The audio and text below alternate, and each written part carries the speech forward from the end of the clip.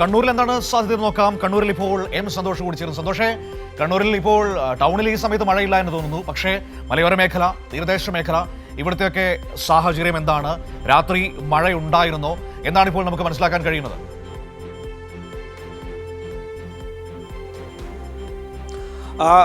മനു, കണ്ണൂർ ജില്ലയിൽ ഇന്ന് ഓറഞ്ച് അലർട്ടാണ് പ്രഖ്യാപിച്ചിരിക്കുന്നത്. തീവ്ര മഴക്കുള്ള സാധ്യത പ്രഖ്യാപിച്ചിട്ടുണ്ടെങ്കിലും ഇപ്പോൾ നിലവിൽ മഴ പെയ്യുന്ന സാഹചര്യമില്ല. നഗരത്തിൽ മാത്രമല്ല, മലയോര മേഖലയിലും ഇന്ന് ഇപ്പോൾ ഈ സമയത്ത് മഴ പെയ്യുന്നില്ല എന്നുള്ളത് തന്നെയാണ് അവിടെ നിന്ന് ലഭിക്കുന്ന റിപ്പോർട്ടുകൾ. ഇന്നലെ രാത്രിയും ശക്തമായ മഴയുണ്ടായിരുന്നില്ല, എന്നാൽ പുലർച്ചയോടുകൂടി നേരിയ മഴ മാത്രമേ ഉണ്ടായിരുന്നുള്ളൂ. ഇന്നലെയും കണ്ണൂരിൽ ഓറഞ്ച് അലർട്ടാണ് പ്രഖ്യാപിച്ചിരുന്നത്. ഇന്നലെയും പകൽ മുഴുവനും മഴ പെയ്തില്ല. ഇന്നലെ രാത്രി മാത്രമാണ് ചെറിയ തോതിലുള്ള മഴ ഉണ്ടായിരുന്നത്.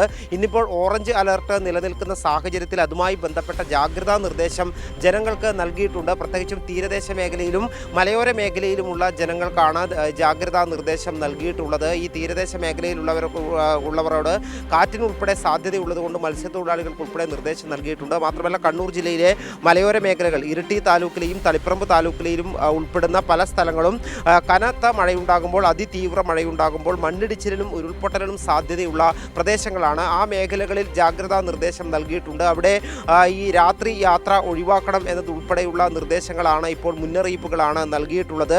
മാത്രമല്ല, ജില്ലാ ദുരന്ത നിവാരണ ഏജൻസിയുടെ യോഗം ചേർന്ന് കൃത്യമായിട്ടുള്ള വിലയിരുത്തലുകൾ നടത്തി അതാത് താലൂക്കുകൾക്ക് ബന്ധപ്പെട്ട നിർദ്ദേശങ്ങളെല്ലാം തന്നെ നൽകുകയും ചെയ്തിട്ടുണ്ട്. കണ്ണൂരിൽ പക്ഷേ അതിതീവ്ര മഴയുടെ ഒരു സാഹചര്യമില്ല. കഴിഞ്ഞ 2 ദിവസങ്ങളിലായി മഴ മാറി നിൽക്കുകയാണ്. ഒറ്റപ്പെട്ട സ്ഥലങ്ങളിൽ മാത്രമാണ് മഴ പെയ്യുന്നത്. ശനിയാഴ്ച കണ്ണൂർ ജില്ലയിൽ റെഡ് അലർട്ടായിരുന്നു. അന്ന് കനത്ത മഴ കണ്ണൂരിൽ ഉണ്ടായിരുന്നു. എന്നാൽ ഇന്നലെയും ഇന്നുമായി കണ്ണൂരിൽ നിന്ന് മഴ മാറി നിൽക്കുകയാണ്. മനു.